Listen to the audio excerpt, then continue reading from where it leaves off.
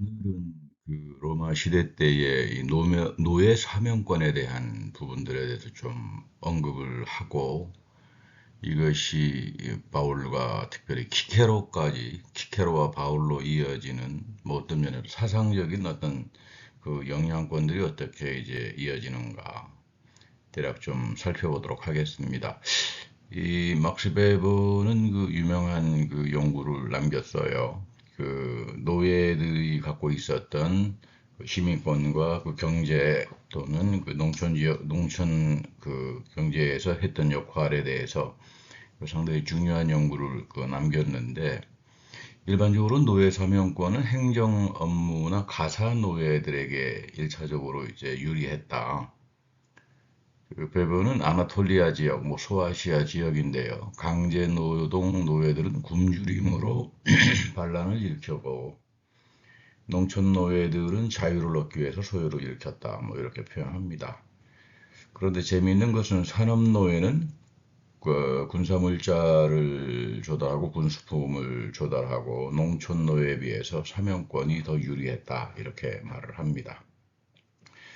사명권은 로마의 관용 정책이라기보다는 이 정치 경제적인 관계에 묶여져 있었고 자유를 얻기 위해서는 노예들은 돈을 비축해야 하고 또 사명권 소송이라지 할 때는 그 돈을 지불해야 되니까 그런 맥락에서 보면 그레코 로만 세계는 흔히 알려진 것처럼 뭐 굉장히 관대 관용 정책이라기보다는 제국주의적인 이 자본 축적을 기초로 이루어진 경제 사회였고 오늘날 후기 자본주의 사회처럼 뭐 은혜랄지 죄의 개념은 찾아보기 어려운 사회였다.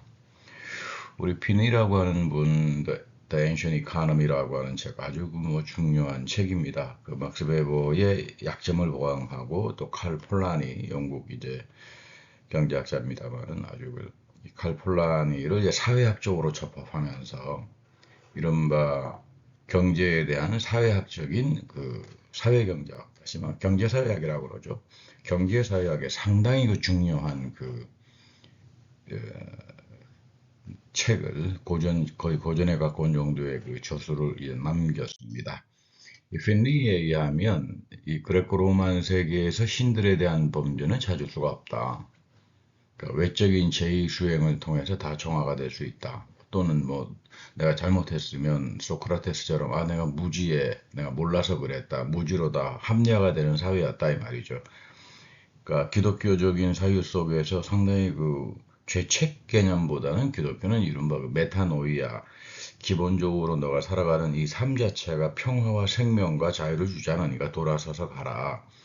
이런 부분들이 로마 시대 쪽으로 들어오면서 상당히 죄책을 강조하는 쪽으로 많이 이제 발전이 됐는데 어쨌든 이 그레코 로만 세계의 종교적인 그 죄책 개념하고 또 서로 맞물려 있다고 볼 수 있습니다.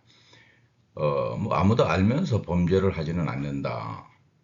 그러니까 이 강조점이라고 하는 건 정화제이나 뭐 지적인 변명이나 합리화 또는 뭐 어떤 죄성, 아 내가 참 죄인이로구나, 내가 뭐 잘못된 존재로구나 이런 상태나 조건에 대한 자기 반성 이런 거는 이제 그 로마 시대 때의 종교적 의식 속에서는 찾아보기가 어려웠다.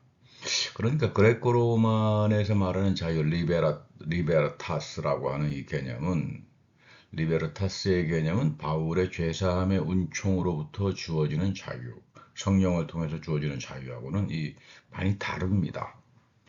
이 바울의 그 오네시모학의 연대는 이 메시아 정치의 급진적인 은혜의 혁명에 있었고, 이 하나님의 혁명은 로마의 자본주의적 유한과는 이제 서로 대립이 된다.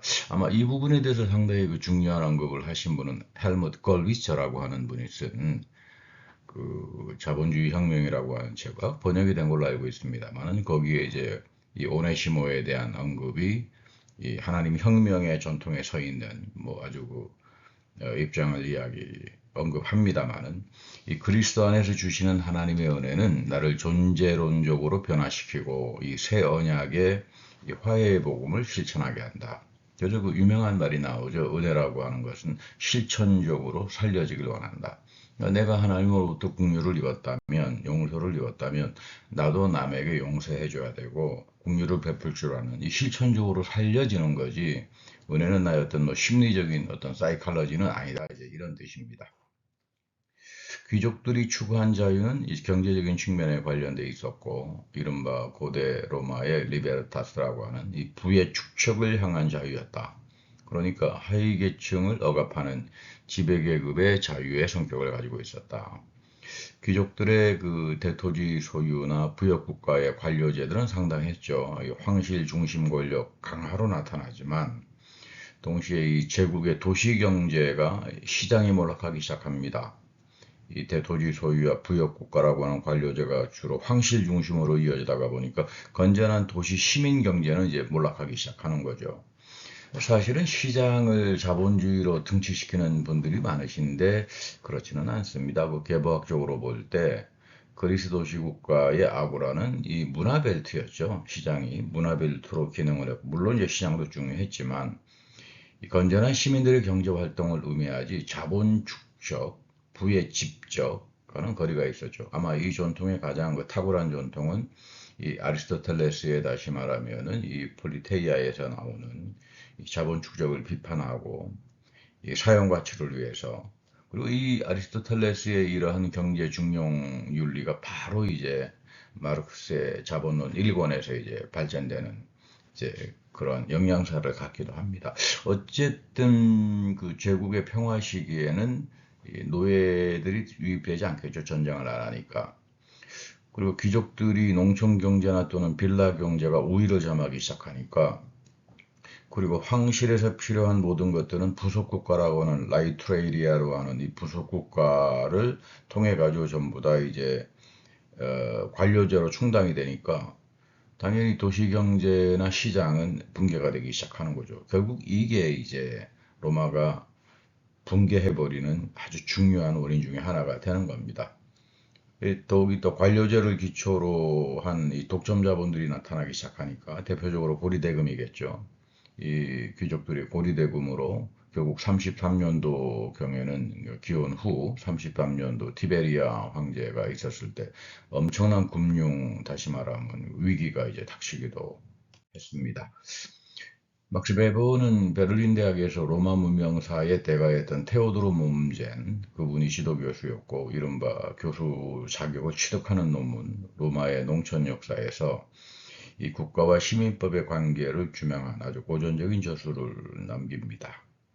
이 로마의 토지와 법은 고대 공화제에서 농촌 자본주의로 발전하는데, 반면에 토지 소유권이 없었던 프롤레타리아트는 빈민으로 전락할 수밖에 없었다. 이 프롤레타리아트라고 하는 말은 마르크스가 만든 말이 아닙니다. 이 사람도 갖다 쓴 말인데, 무산자였고 보병 부대에 이 무기와 갑옷으로 무장할 수가 없었던, 돈이 없으니까. 그래서 집에서 아이를 키우는 역할을 했어요. 프롤레스, 아이를 키우는 역할. 근데 이제 로마 군대가 팽창하기 시작하니까 이 돈 없는 사람들은 기원전 3세기 말 대다수 시민들은 이 프롤레타리아트로 이제 전락하기 시작했고, 결국 이제 국가가 지원해줘야 되는 이제 이런 그 배경을 갖습니다. 이 시점에서 이 사회학자들은 마르크스가 과연 영국의 산업자본주의 시대의 프롤레타리아트 개념을 이용한 것이 과연 이게 맞는 이야기냐, 고대 시대의 프롤레타리아트 개념을 갖다 놓고는 자기 시대에 현재화시킨다는 게 과연 이게 그 문제를 제대로 파악한 거냐라고 하는 그런 부분에 대해서는 많은 논쟁이 있습니다. 어쨌든 중요한 거는 로마 시대는 군사적 조직을 기초로 한 사회 조직이었다. 군사 조직. 뭐 오늘날도 마찬가지겠죠. 안보라고 하는 거 없으면 그 나라는 뭐 이제 붕괴되는 거니까. 그리고는 이제 부의 집중과 축적, 자본 축적이 어떻게 이루어졌나. 행정 조직은 분업이 됩니다. 여기에 따라서 부의 집중과 자본 축적을 통해서 행정 조직은 아무래도 사회 안에서 분업이 되고 합리화가 되고 전문화가 될 수밖에 없죠. 그리고 법과 규정이 만들어지고 관료제는 마치 그냥 기계처럼 작동이 되는 거죠. 여기에는 이제 인격이라고 하는 거는 사라지죠. 기독교가 인격 종교라고 하는데 바로 이런 정치사회적 배경을 상당히 중요하게 그 연결이 됩니다. 그러니까 로마의 관료제에 대해서 기독교의 인격 종교. 이제 이게 다시 말하면 엄청난 갈등과 이제 그 박해로 이제 작용도 되는데 행정이 전문화가 되고 분업이 되고 권위의 위계 질서가 나타나고 비인격적인 기구들이 작동되니까 이게 로마 제국의 초기의 사회문화 현상이었죠. 특히 로마법의 합리화는 상당히 중요합니다. 페르시아나 그리스 문명과는 상당히 달라요. 국가의 관료 지배 체제를 서포트해주는, 지지해주는 이 로마법의 합리화. 그런 면에서는 이 사법에 대한 학문이 가장 먼저 이제 발전된 데가 이제 로마로 볼 수 있는 거죠. 특히 로마의 가부장 제도에 대해서 많은 오해가 있는데, 특별히 페미니스트들이 많은 오해를 하는데, 생물학적인 개념은 아닙니다. 이 가계 경제에 대한 권위, 군사, 이 masculine domination이라고 하는 표현은 맨날 전쟁을 해야 되니까 뭐 여성들이 전쟁에 나갈 수는 없잖아요. 그러니까 이 군사 조직을 기초로 해서 가계 경제에 대한 권위를 의미하는데 뭐 첫 번째 그 세 가지 권위가 있는데 자녀들과 후손에 대한 경제적 권위, 그 노예들과 가족에 대한 경제적 권위, 그리고 재산에 대한 경제적 권위. 근데 이제 아내의 재산권은 남편이 아니라 친정 집에 이제 속하는데, 물론 생물학적인 입장을 가지고 페미니스트 그 이론을 이야기하는 분들에 대해서는 이제 좀 거리가 있습니다. 물론 뭐 페미니스트 안에서도 이제 그런 사회문화적인 입장에서 그 소셜 시스템 자체가 결국은 저렇게 될 수밖에 없었다라고 하는 그 측면을 보는 그 페미니스트도 있지만, 생물학적으로 가부장 제도로 이야기한다는 것은 좀 무리가 있다. 평민 투표에 기초된 입법 제도가 있었는데 플라비사이드, 이거 로마 공화제에서 평민들에게 허락된 찬반 투표인데 이 평민 대표인 호민관에 의해서 승인되지만 이거 다 포퓰리즘으로도 악용이 돼버리죠. 우리가 중요하게 봐야 될 분은 키케로입니다. 106년도에서 43년도 기원전 이 공화제의 뭐 로마 공화제의 이 자유의 옹호요, 정치가요, 뭐 철학자고 비귀족 출신입니다만은 이분이 89년도 집정관으로 선출하고 이 로마의 장군 슐라라고 하는 사람이 군사원정 승리를 해서 원로원에서 82년부터 81년 사이에 종신 독재관 임명을 하게 됩니다. 그러니까 줄리우스 카이사르 이전에 있었던 사건이죠. 이 정치적 대결이 불가피하게 되고 키케로는 변호사로 활동했고 또 슐라의 독재에 저항합니다. 이 슐라의 독재가 바로 이제 전례가 있어서 카이사르에게 이어지는 거죠. 키케로는 63년도에 집정관이 됐어요. 그리고 카이사르 독재에 저항하고 카이사르의 전략은 포퓰리즘과 중앙관료제를 기초로 해서 종신 독재관을 구축해 나갑니다. 이런 카이사르주의라고 하는 거는 뭐 이제 나중에 훗날 역사에서 18세기 프랑스 혁명에서도 나폴레옹이 쿠데타를 일으키잖아요. 그리고 이후에 그의 조카 나폴레옹 3세도 대통령에 있다가 쿠데타를 일으켜서 황제로 등극하는데 이런 케이스를 전형적으로 이제 보나파르티즘이라고도 말하지만 보다 더 중요한 거는 이제 이 카이사르 독재다. 이제 카이사르 이제 민중 독재다. 포퓰리즘이다. 이렇게 말합니다. 그 44년도에 카이사르가 암살당하고 로마 그 시내에 목이 걸려 있을 정도로 끔찍했죠. 근데 이제 그 투쟁에서 이제 키케로는 마크 안토니하고 이제 그 정치적 대결을 벌이다가 43년도에 살해당합니다. 마르쿠스 키케로는 상당히 이제 그 로마의 정신, 법적, 그리고 자유, 그리고 인권, 이거를 이제 대변하는 그런 하나의 상징적인 인물로 이제 되어 있는데, 흥미로운 거는 이제 카이사르 암살자들이 자신들의 암살 행위를 정당하기 위해서 그 카이사르에게 신적 군주란 칭호를 부여해요. 그래서 이제 카이사르의 양자인 그 옥타비아누스가 안토니아하고 이제 그 클레오파트라 연합군을 격파하게 되니까 초대 황제로 이제 등극하게 되죠. 그러니까 신적 군주 개념이 이어지는 거죠. 카이사르는 살해를 당했지만 그 유산은 신적 군주라고 하는 황제 제도로 이어진다. 이게 상당히 그 중요한 그 역사적 그 저기 배경과 오늘날 이제 정치 사회학에서는 상당히 그 중요하게 보는 이제 관점입니다만은 아우구스투스 황제는 이집트의 직접 통치 제도를 설립하고 이탈리아 출신의 지역 관료들을 언로원과 같은 지위와 고급 행정직으로 승격시키고 그러니까 권력을 악화시켜 나가는 거죠. 언로원의 그 저기 법적 그런 의회민주주의 시스템을. 그래서 이들이 바로 아우구스투 황제 권력의 요새 역할을 합니다. 버팀목 역할을 하고 뭐 언론이 세력이 악화됐다 그러지만 이들이 갖고 있었던 특권은 그대로 유지가 됩니다. 재미있는 것은 이 키케로와 바울의 어떤 사상적인 그 맥락에 그 이어짐이 좀 있지 않나. 이 키케로는 헬레니즘의 철학과 문학과 역사에 아주 정통해 있던 분이고 아마 아테네에 가서 유학 공부도 했던 분입니다.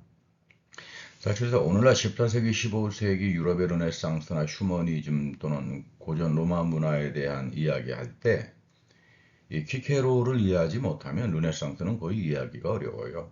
르네상스는 사실상 키케로의 재생운동으로 여겨질 정도고 이후에 로크나 몽테스큐에나 이런 그 사회계약론 쪽에 상당히 많은 그 영향을 미친 그런 사람이 되죠. 키케로는 공화제의 틀에서 자유는 바울에게 여전히 그 사람의 이제 공화제적인 틀, 자유가 이제 반영할 수 있다. 로마서 13장에 보면 국가의 복종은 합리적인 법의 틀에서 양심에 따라 가능하다.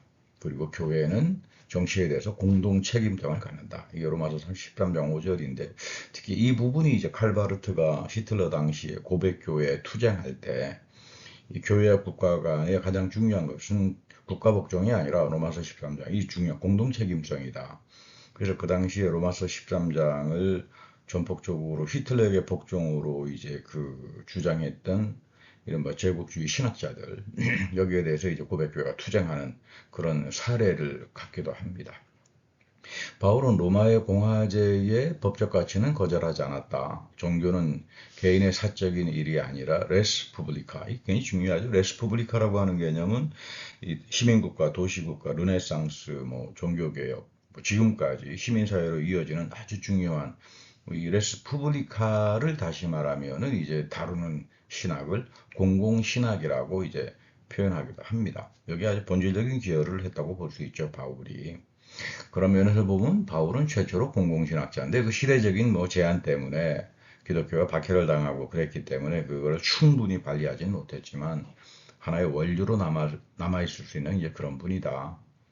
교회 공동체는 시민사회를 무시하는 것이 아니라 메시아 정치의 빛에서 인정과 화해를 향해 나간다. 특히 바울의 고향 다소는 폼페이 장군의 승리로 기원전 67년도에 그 길리기아의 수도로 승격하고 로마의 자유도시의 특권을 누리게 됩니다. 로마의 자유도시의 특권이라고 하는 게 세금 면제가 되는 거고요. 그리고 풀 시민권들이 주어지는 뭐 그런 특권이죠. 키케로는 다소에서 총독으로 한 1년간 거주했고 다소 대학은 수사학으로 유명하고 키케로는 총독 시절 수사 교과서를 집필했다 이렇게 알려져 있습니다. 뭐 다수에서 로마 시민권은 500 드라크마 이상의 재산을 가진 사람들에게 허용이 되었고 어떤 맥락에서 보면 이 뭐 역사적인 배경에 그런 이야기가 나옵니다. 바울의 할아버지 아니면 아버지가 이제 상인 출신이었지만 이 키케로가 군사정벌에 나갈 때 아주 많은 도움을 주어서 그때 이제 시민권을 받았다 이렇게 말합니다만은 이 키케로와 바울은 어떤 면에서 로마 제국에 저항하는 어떤 사상적인 공동의 배경에 서 있다. 이렇게 이제 볼 수도 있죠. 다소는 아우구스투스 황제 시절의 자유도시의 특권을 이제 갖게 되죠. 세금 면제, 풀시민권, 그리고 아테네와 당대 알렉산드리아, 애굽의 알렉산드리아를 넘어서는 인문학의 도시입니다. 우리 그 대표적으로 사도행전 17장 28절 그 뭐 아테네 아레오파고스 변론으로 이제 알려져 있습니다만 그 변론에 보면 이미 기원전 6세기 크레타 출신 시인이었던 에피메니데스 뭐 그리스의 뭐 일곱 현인들 가운데 한 사람으로 추앙되는 분이죠. 이 솔론의 경제개혁에 아주 큰 도움을 줬던 사람이고 바울 당시에 아테네에 3만 개의 우상이 넘쳤던 그런 우상 도시였다. 그러니까 결국 그리스의 예술 종교가 완전히 우상 숭배로 변질돼 버리는 거죠. 그리고 언노운 갓 그곳을 이제 뒤져보니까 바울이 보니까 알려지지 않은 신에 대한 제단도 있더라. 여기에 대해서 이제 자기가 아레오바고스 그 사법 그 재판부 앞에서 이제 변론을 하는 어떤 면에서 소크라테스가 기원전 399년도에 거기서 이제 변론을 하기도 했습니다만은 상당히 그 역사적인 그런 이제 의미를 가지고 있죠. 바울이 이제 40년도 전후에 아테네에서 자신을 이제 변론을 했다. 그리고 이제 바울은 뭐 유대 지방에서 잘 알다시피 가말리엘 문화 사내들인 회원이었죠. 토라 교육을 받았고 힐렐 가말리엘의 아주 전통적인 그 토라 교육. 그러나 상당히 그 좀 그 리버럴한 테라 교육의 전통이에요. 힐렐과 가말리에는 그 샤마이 학파하고는 좀 달리. 그리고 다마스커스에서 부활의 예수를 체험하고 이 춘들 바벨론의 전통의 새 언약의 복음을 신학화했다, 체계화했다. 그러니까 예레미야의 새 언약과 에스겔 그리고 오순절 성령 강림에서 요엘의 예언의 성취, 이거를 예수의 십자가와 부활 그리고 성령의 오심에서 이 복음의 체계화가 이제 만들어지는데, 그런 면에서 이제 신약 성서에 특히 바울의 가지고 있었던 그 새 언약의 복음의 그 신학은 뭐 오늘 우리까지도 아주 그 중요하게 그 사상적으로 내려온다고 이제 볼 수 있습니다.